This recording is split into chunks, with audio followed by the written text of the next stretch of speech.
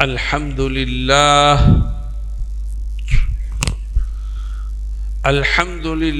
نحمده ونستعينه ونستغفره ونؤمن به ونتوكل عليه ونعوذ بالله من شرور أنفسنا ومن سيئات أعمالنا من يهده الله فلا مضل له ومن يضلله فلا هادي له ونشهد أن لا إله إلا الله وحده لا شريك له ونشهد أن سيدنا ونبينا وشفيعنا وسندنا ومولانا محمدا عبده ورسوله صلى الله تعالى عليه وعلى آله وصحبه وبارك وسلم. أما بعد، أعوذ بالله من الشيطان الرجيم. بسم الله الرحمن الرحيم. إن الشيطان لكم عدو فاتخذوه عدوا إنما يدعو حزبه ليكونوا من أصحاب السعير. صدق الله مولانا العظيم. حضرات علماء کرام اور عزیز طلباء،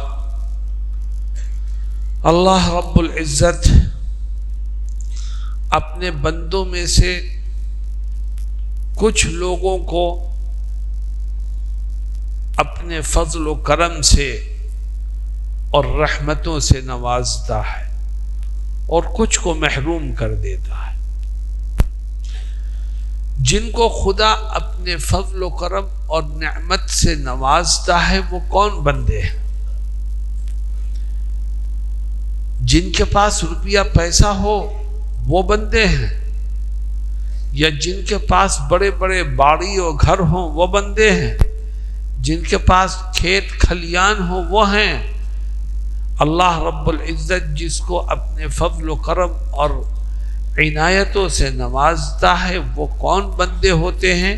نبی کریم صلی اللہ علیہ وسلم ایک حدیث شریف میں فرماتے ہیں کہ من یرید اللہ بہ خیرا یفقہہ فی الدین، کہ اللہ رب العزت جب کسی بندے کے ساتھ خیر کا معاملہ کرنا چاہتا ہے، اس کو اپنے رحم و کرم اور فضل سے مالا مال کرنا چاہتا ہے تو اس کو دین کا علم اور دین کی سمجھ سے مالا مال فرماتا ہے. دنیا کی کوئی نعمت نہیں، اس کو دین کی نعمت عطا کرتا ہے. اسلام کی تعلیمات سے اس کو مالا مال فرماتا ہے. شریعت کو سیکھنے، پڑھنے اور پڑھانے کا اسے موقع نصیب فرماتا ہے. من یرید اللہ بہ خیرا یفقہہ فی الدین. میرے عزیز طلباء اور اساتذہ، اللہ رب العزت نے آپ کو بھی دین میں لگے رہنے، پڑھنے اور پڑھانے کا موقع نصیب فرمایا ہے. اس کی قدر کرو. خدا نے آپ کو یہ موقع نصیب فرمایا ہے. اللہ رب العزت اپنی خصوصی عنایتوں سے آپ کو مالا مال کرنا چاہتا ہے، آپ کو اپنے فضل و کرم کی عظیم نعمت عطا کرنا چاہتا ہے. ہمیں مدرسے کی چہار دیواری میں رہ کر جو دین کو سیکھنے اور سکھانے کا موقع ملا ہے، اس کی قدر کرنی چاہیے. میرے عزیز طلباء، کیسے قدر کی جائے؟ اللہ رب العزت نے ہمارے ساتھ رحم کا معاملہ فرمایا، ہمیں مدرسوں میں بھیج دیا. ہمیں کیا کرنا ہے؟ دیکھو، ایک طرف رحمان کی طاقت ہے اور دوسری طرف شیطان کی طاقت ہے. رحمان کی طاقت ہمیں اپنی طرف کھینچتی ہے اور شیطان کی طاقت ہمیں اپنی طرف کھینچتی ہے. پہلے تو یہ فیصلہ کرو کہ ہمیں رحمان کے ساتھ رہنا ہے، شیطان کو چھوڑنا ہے۔ کیوں بھائی، اس کے لیے تیار ہو؟ تو رحمان کی طاقت ہمیں خیر کی طرف بلاتی ہے، شیطان کی طاقت ہمیں برائی اور شر کی طرف بلاتی ہے۔ قرآن ہمیں متنبہ کرتا ہے اور کہتا ہے دیکھو شیطان کی باتوں میں مت آنا، ان الشیطان لکم عدو فاتخذوہ عدوا، شیطان تمہارا دشمن ہے، اس لیے اسے دشمن ہی سمجھنا، اسے کبھی دوست مت سمجھ لینا۔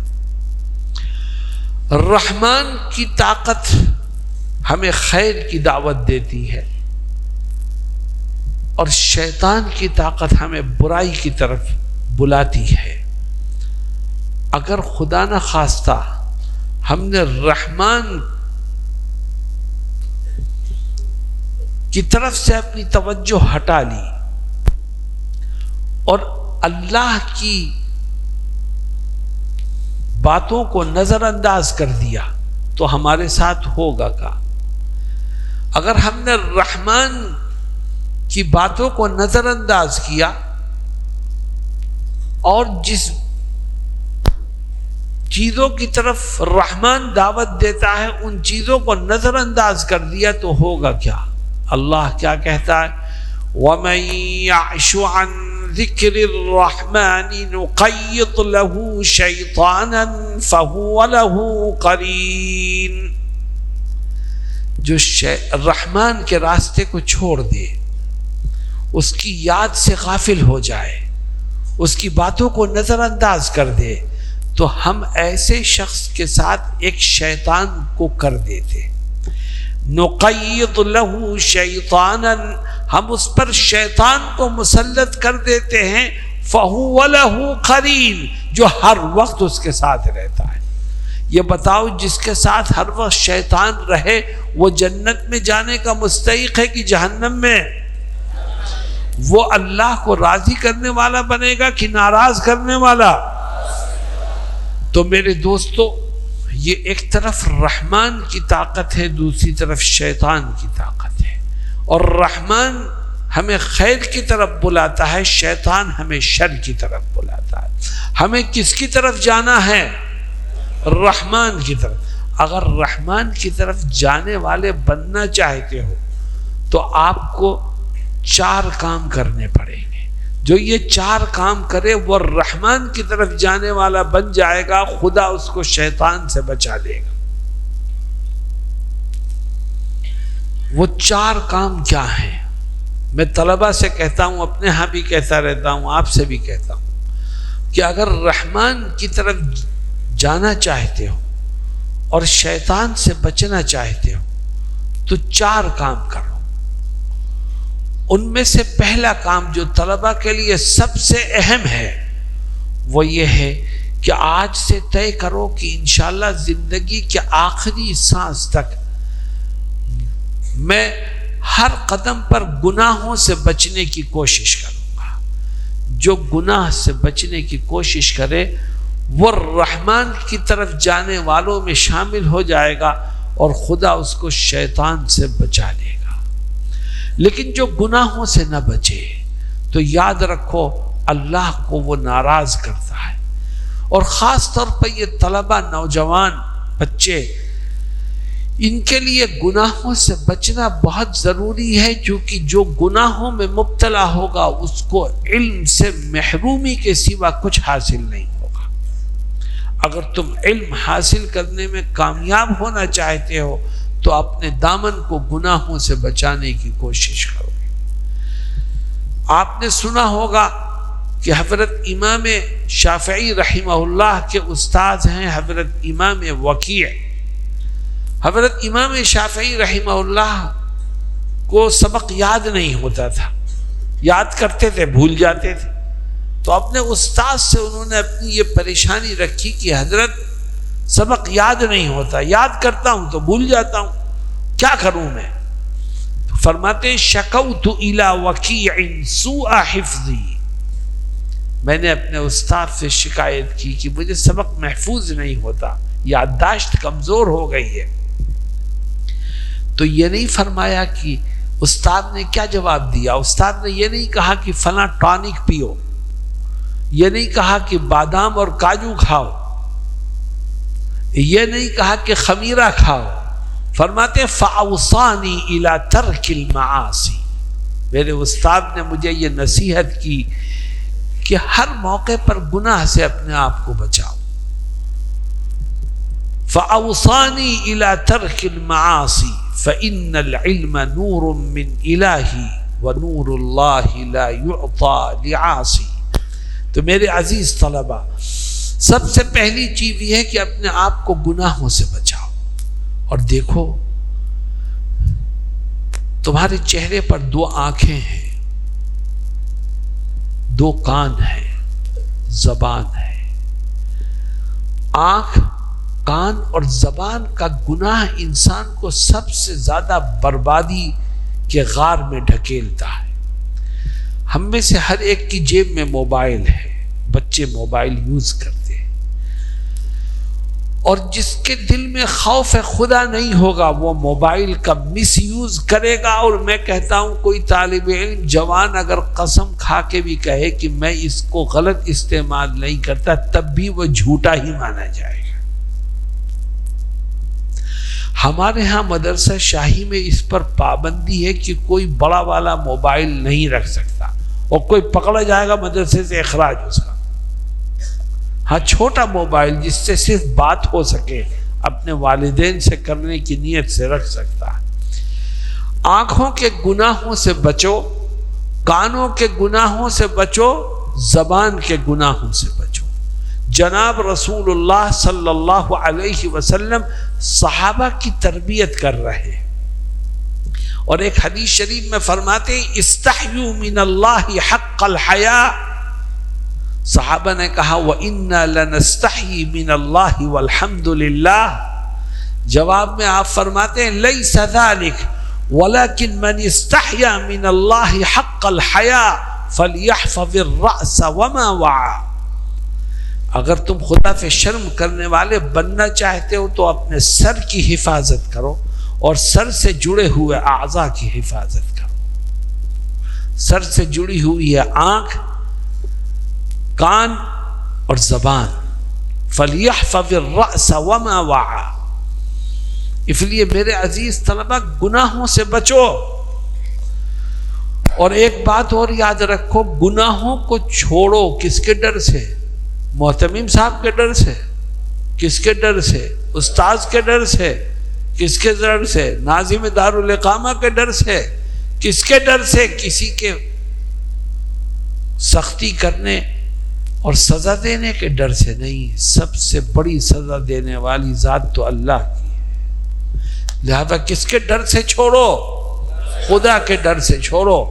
اور جب تم خدا کے ڈر سے گناہوں کو چھوڑو گے تو نبی کریم صلی اللہ علیہ وسلم فرماتے ہیں کہ کل قیامت کے دن میدان محشر میں تمہارا خدا تمہارا اعزاز و اکرام کرے گا. خدا کے خوف سے چھوڑو. کیا اعزاز کرے گا قیامت کے دن میدان محشر میں؟ اللہ کے نبی حضرت محمد مصطفیٰ صلی اللہ علیہ وسلم فرماتے ہیں کہ کل قیامت کے دن اللہ رب العزت کچھ لوگوں کو اپنے عرش کے سائے میں جگہ عطا فرمائے گا. ان لوگوں میں وہ شخص بھی ہوگا جس کو گناہ کی دعوت دی جائے اور وہ یہ کہہ کر کے گناہ کو چھوڑ دے کہ میں اپنے رب سے ڈرتا ہوں. وَرَجُلٌ دَعَتْهُ امْرَأَةٌ ذَاتُ حَسَبٍ وَجَمَالٍ فَقَالَ إِنِّي أَخَافُ اللَّهِ. میرے عزیز طلبہ، اللہ کے ڈر سے گناہ کو چھوڑو. اور جب تم گناہ کو چھوڑو گے تو اللہ رب العزت اپنے خاص فضل و کرم سے تمہیں مالا مال فرمائے گا. کیوں بھائی؟ تیار ہو اس کے لیے؟ اللہ رب العزت مجھے بھی اور ہم میں سے ہر ایک کو گناہوں سے بچنے کی توفیق عطا فرمائے. دوسرا کام میں نے کہا تھا 4 کام کر لینا. اگر تم رحمان کے راستے پر چلنے والے بننا چاہتے ہو تو ایک دوسرا کام بھی کرو، اور وہ دوسرا کام یہ ہے کہ آج سے طے کر لو کہ انشاءاللہ زندگی کے آخری سانس تک میں اپنے علم پر عمل کرتا رہوں گا۔ وہ عالم، وہ طالب علم جس نے قرآن و حدیث کے علوم حاصل کیے لیکن اس کی زندگی اپنے علم کے مطابق نہیں ہے، تو وہ خدا کا سب سے ناپسندیدہ بندہ ہے۔ آج ہمیں پڑھنے کا شوق ہوتا ہے، ہم رات بھر پڑھتے رہتے ہیں اور بڑی محنت سے پڑھتے ہیں، اور امتحان کے موقع پر تو بڑی تیاری کرتے ہیں، لیکن عمل کے میدان میں ہم زیرو ہیں۔ ہم سمجھتے ہیں بس علامہ بن جاؤ یہ کافی ہے، لیکن میری بات یہ یاد رکھنا، مقصود علم نہیں ہے، مقصود عمل ہے۔ الف لام میم سے والناس تک پورا قرآن کریم پڑھ جاؤ، کہیں علم پر جنت کا وعدہ نہیں ہے۔ جنت کا وعدہ ہے تو کس پر ہے؟ عمل پر ہے۔ من عمل صالحا من ذکر او انثى وهو مؤمن فلنحيينه حياة طيبة ولنجزينهم اجرهم باحسن ما كانوا يعملون۔ اور عزیز طلبہ، میری ایک بات ہمیشہ یاد رکھنا، ایک جاہل ہے اس سے ایک گناہ سرزد ہوتا ہے، اس کو بھی سزا ملے گی، اور ایک عالم ہے وہ ایک گناہ کرتا ہے، یاد رکھو عالم کے گناہ کی سزا جاہل کے گناہ کی سزا سے کئی گنا بڑھی ہوئی ہے۔ چنانچہ نبی کریم صلی اللہ علیہ وسلم ایک حدیث شریف میں فرماتے ہیں کہ اشر الناس منزلۃ یوم القیامہ، کہ قیامت کے دن سب سے بری حالت میں کون ہوگا؟ عالم لا ينتفع بعلمه۔ اشر الناس منزلۃ یوم القیامہ عالم لا ينتفع بعلمه۔ قیامت کے دن سب سے بری حالت میں، سب سے برے مقام پر وہ ہوگا جو عالم ہونے کے باوجود اپنے علم سے فائدہ نہ اٹھا سکے۔ علم کا سب سے بڑا فائدہ یہ ہے کہ انسان عمل کے لیے اپنے آپ کو تیار کر لے۔ میرے عزیز طلبہ، ہمارا اور آپ کا حال کیا ہے؟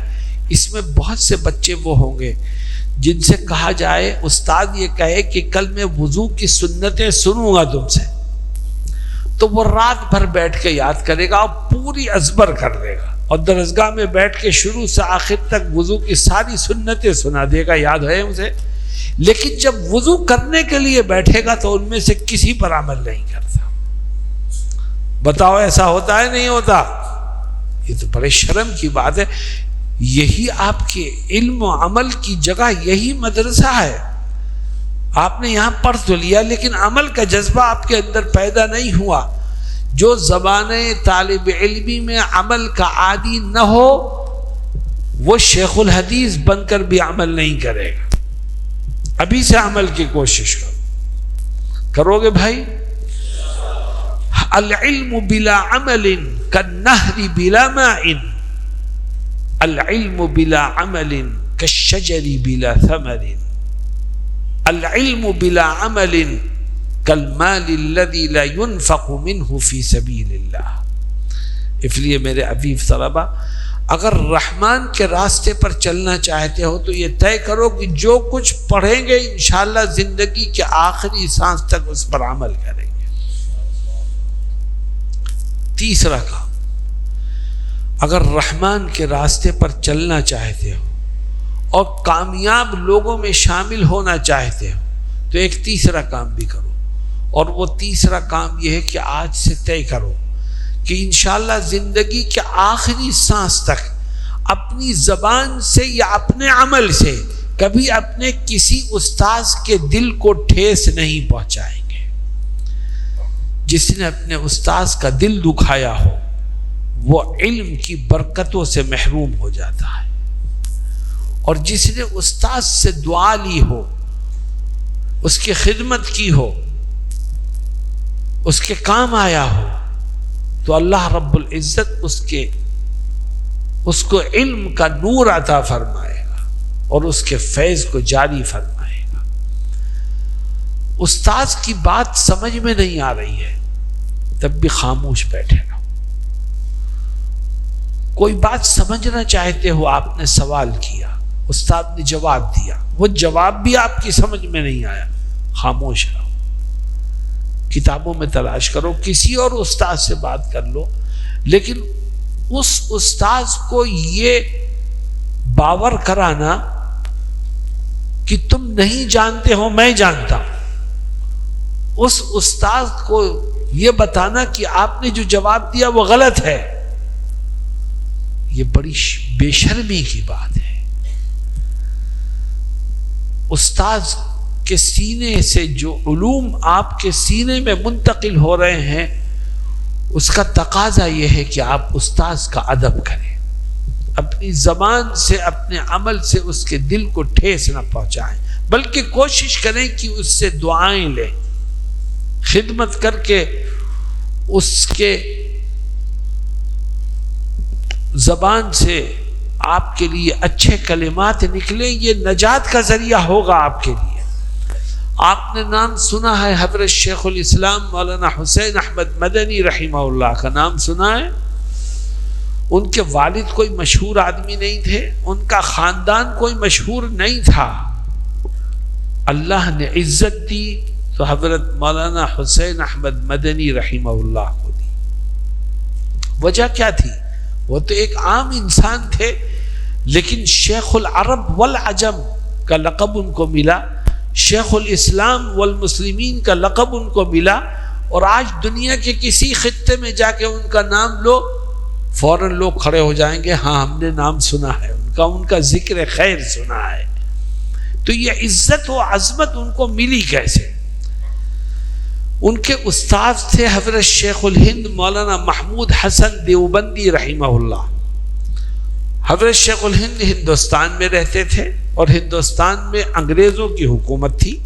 حضرت شیخ الاسلام مدینہ المنورہ میں رہتے تھے اور مسجد نبوی میں حدیث کا سبق پڑھایا کرتے تھے۔ حضرت شیخ الہند مدینہ منورہ آئے، یعنی حج کے لیے آئے تو مدینے بھی پہنچے اور مکے گئے، حج کیا۔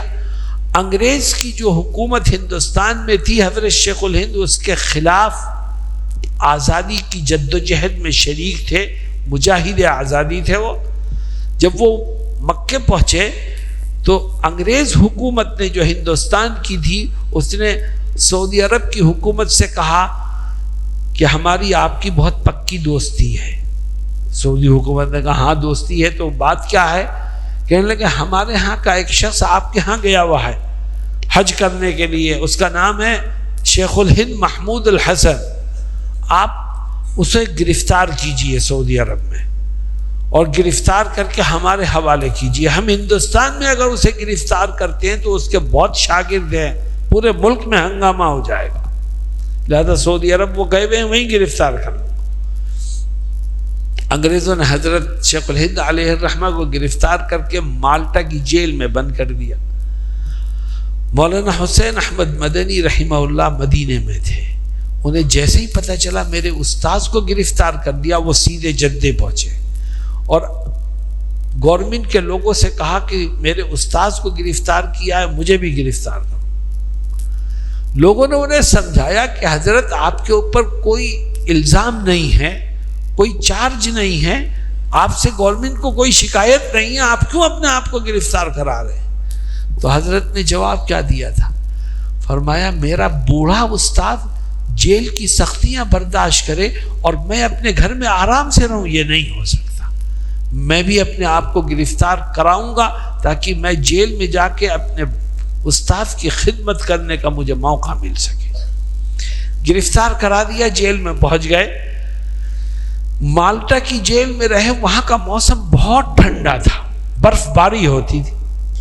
حضرت شیخ الہند رحمۃ اللہ علیہ رات میں تہجد کے لیے اٹھتے، پانی وضو کے لیے گرم مل جائے یہ ممکن ہی نہیں تھا، یہ تو قیدی لوگ تھے، انہیں جیل میں گرم پانی کی سہولت کہاں مل سکتی تھی۔ حضرت شیخ الاسلام علیہ الرحمہ نے ایک دن دیکھا کہ میرے استاد تہجد میں اٹھے اور بہت ٹھنڈا پانی بڑی مشکل سے وضو کیا. تو حضرت نے دوسرے دن کیا کیا، دیکھو خدمت کی ایک جھلک میں دکھاتا ہوں. دوسرے دن انہوں نے عشاء کی نماز کے بعد لوٹے میں پانی بھرا اور ایک طرف سے وہ لوٹا اپنے پیٹ سے لگایا اور دوسری طرف سے اس کو لحاف سے ڈھک دیا اور پوری رات ایسے ہی گزار دی. ٹھنڈے پانی سے بھرا ہوا لوٹا پیٹ سے لگا ہو تو بتاؤ کیا آدمی کو نیند آ سکتی؟ پوری رات ایسے ہی گزار دی. جب تہجد کے وقت استاد اٹھے تو یہ پانی اپنے جسم سے لگا ہوا، ایک طرف سے جسم کی گرمی اس کو پہنچتی رہی، دوسری طرف سے لحاف کی گرمی، تو پانی کے اندر سے ٹھنڈک ختم ہو گئی. استاد تہجد کے لیے اٹھے تو یہ لوٹا پیش کر دیا کہ حضرت اس سے وضو کیجیے، اس کے اندر ٹھنڈک کم ہو گئی. حضرت شیخ الہند رحمت اللہ علیہ جب مالٹا کی جیل سے رہا ہو کے دیوبند پہنچے تو دارالعلوم دیوبند میں ان کے اعزاز میں ایک جلسہ ہوا. حضرت نے اس جلسے میں ایک بات کہی تھی، فرمایا کہ مولوی حسین احمد نے میری جو خدمت کی ہے، میں سمجھتا ہوں اگر میرا کوئی اپنا حقیقی بیٹا ہوتا تو وہ بھی اتنی خدمت نہیں کر سکتا تھا. تو میرے عزیز طلبہ، ان کی دعاؤں کی برکت ہے کہ وہ حسین احمد پھر شیخ الاسلام بنے، حسین احمد شیخ العرب والعجم بنے، اور حسین احمد امت مسلمہ کے رہنما اور رہبر بنے. یہ استاذ کی دعاؤں کا صدقہ ہے. لہذا اگر تم رحمان کے بندوں میں شامل ہونا چاہتے ہو اور کامیابی کی دہلیز تک پہنچنا چاہتے ہو تو اپنی زبان سے، اپنے عمل سے کبھی اپنے کسی استاذ کے دل کو ٹھیس مت پہنچنے دینا. کیوں بھائی، اس کا خیال رکھیں گے انشاءاللہ. آخری کام، اگر رحمان کے راستے پر چلنا چاہتے ہو تو ایک آخری کام ہے اور وہ سب سے زیادہ اہم ہے. وہ یہ ہے کہ آج سے طے کرو کہ انشاءاللہ روزانہ کچھ وقت نکال کر صبح یا شام یا دن کے کسی بھی حصے میں تھوڑا سا وقت نکال کر اپنے رب کا ذکر کیا کرو. پڑھنے میں تو بہت آگے ہو تم، کبھی خدا کا ذکر بھی کرتے ہو؟ طالب علم اور علماء کرام اگر ذکر نہیں کریں گے اللہ کا تو کون ذکر کرے گا؟ اور آج طلبہ نے اور علماء نے اس کام کو بالکل چھوڑ دیا ہے. قال اقول کے چکر میں ہے، اس نے یہ اعتراض کیا تو اس نے یہ جواب دیا، تو نے یہ بات کہی تو میں نے یہ کہا. میرے دوستوں اور ساتھیوں، ٹھیک ہے وہ بھی ایک فن ہے، اس کو حاصل کرو، کوئی منع نہیں کرتا، مگر اپنے رب سے اپنے رشتے کو مضبوط کرو. صبح و شام میں سے تھوڑا سا وقت نکال کر پابندی سے ذکر کرو اور صرف 2 تسبیح پڑھ لیا کرو پابندی سے. ایک تسبیح ہے استغفار کی، استغفر اللہ العظیم، استغفر اللہ العظیم، استغفر اللہ العظیم. عصر کے بعد سے پڑھ لو، وہ تو تفریح کا وقت ہے، عصر سے مغرب تک پوری ہو جائے گی. اور دوسری تسبیح ہے درود شریف کی. صرف یہ 2 تسبیح پڑھو. میں طلبہ سے کہتا ہوں اس سے زیادہ مت پڑھنا ورنہ تمہاری پڑھائی پیچھے رہ جائے گی. اور یاد رکھو جو ذکر کرتا ہے خدا اس کو شیطان سے محفوظ کر دیتا ہے، اور جو ذکر سے بھاگتا ہے وہ شیطان کے چنگل میں پھنس کر کے رہتا ہے. اللہ رب العزت قرآن میں ذکر سے بھاگنے والوں کے لیے بڑے سخت عذاب کو ذکر فرماتا ہے. اللہ ہم سب کی حفاظت کرے. اور صبح و شام اگر کسی کو توفیق ہو رات میں فجر سے کچھ پہلے، صبح صادق سے کچھ پہلے اٹھنے کی توفیق ہو جائے تو وہ اپنی ان دونوں تسبیحات کو اس وقت پورا کرے. اور اگر کسی کے لیے مشکل ہو، طلبہ دیر تک پڑھتے ہیں، تو وہ دن کے کسی بھی وقت یہ 2 تسبیح ہیں استغفار کی اور درود شریف کی، اس کو پابندی سے پڑھو، انشاءاللہ تم دیکھو گے کہ اللہ تمہاری زندگی میں نور کو پیدا کرے گا، علم وافر مقدار میں تمہیں عطا کیا جائے گا، اور شیطان کے چنگل سے تمہاری حفاظت ہوگی۔ اللہ رب العزت مجھے اور آپ کو کہنے اور سننے سے زیادہ عمل کی توفیق سے مالا مال فرمائے۔ وآخر دعوانا ان الحمد للہ رب العالمین۔ دعا کر لو بھائی۔ اللہم لک الحمد حمدا کثیرا ولک الشکر شکرا وفیرا، اللہم لک الحمد کما ينبغی لجلال وجہک وعظیم سلطانک، اللہم صل علی سید المرسلین وامام المتقین وقائد الغر المحجلین ورسول رب العالمین سیدنا محمد المصطفى والمجتبى وعلى آلہ الطیبین الطاہرین۔ ربنا آتنا في الدنيا حسنة وفي الآخرة حسنة وقنا عذاب النار وقنا عذاب القبر وقنا عذاب الحشر۔ اللهم إنا نسألك علما نافعا وعملا صالحا ورزقا واسعا وشفاء من كل داء۔ اے اللہ تو بڑا رحیم ہے، کریم ہے، رحم فرما دے، کرم فرما دے۔ اے اللہ یہ بچے علم دین حاصل کرنے کے لیے آئے ہیں، اے اللہ ان کے آنے کو قبول فرما، ان کو شیطان سے محفوظ فرما، اے اللہ ہر خیر سے مالا مال فرما، ہر شر سے ہم سب کی حفاظت فرما۔ اے اللہ ہمیں گناہوں سے بچنے کی توفیق عطا فرما۔ اللہم حبب الینا الایمان وزینہ فی قلوبنا وکرہ الینا الکفر والفسوق والعصیان، اللہم کرہ الینا الکفر والفسوق والعصیان، اللہم کرہ الینا الکفر والفسوق والعصیان واجعلنا من الراشدین۔ اے اللہ گناہوں کی نفرت ہمارے دلوں میں بٹھا دے۔ اے اللہ ہمیں اپنے علم پر عمل کی توفیق عطا فرما۔ اے اللہ ہمارے علم کو عمل تک پہنچنے کا ذریعہ بنا دے۔ اے اللہ جو کچھ ہم پڑھیں اور سیکھیں زندگی کے آخری سانس تک اس پر عمل کرنے والے بن جائیں۔ اے اللہ ہماری زبان سے ہمارے عمل سے کبھی ہمارے کسی استاذ کا دل نہ دکھے۔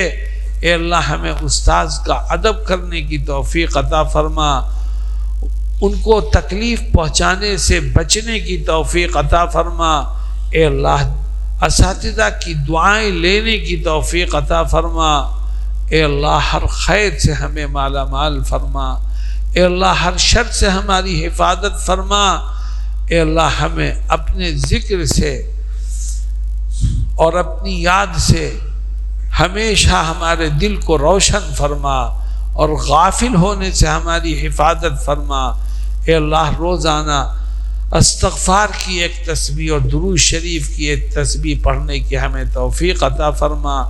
اے اللہ ہم نے جو کچھ سنا ہے اور جو کچھ کہا گیا ہے اس پر عمل کی راہ ہمارے لیے آسان فرما۔ اے اللہ مولانا نصیر اللہ صاحب کو مکمل شفا اور صحت عطا فرما، اور جلد از جلد ان کو صحت یاب فرما، عافیت سے ان کو گھر واپس لا۔ اور اے اللہ اس ادارے کی حفاظت فرما، اس کو ترقی عطا فرما، ہر شر اور فتنے سے اس کو محفوظ فرما۔ اے اللہ ہر خیر سے ہم سب کو مالا مال فرما، ہر شر سے ہم سب کی حفاظت فرما۔ سبحان ربک رب العزت عما یصفون وسلام علی المرسلین والحمد للہ رب العالمین۔